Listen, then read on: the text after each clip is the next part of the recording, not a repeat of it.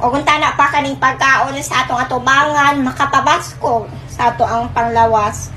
O kung tana pa maigo yun ni sa ato ang tanan kay kining atong pagselebrar sa birthday ni Lucy. Pamilya-pamilya ramang gyud tana ni, pero ang saon tama na namang ginanganhi nakisabay sa ato ang selebrasyon.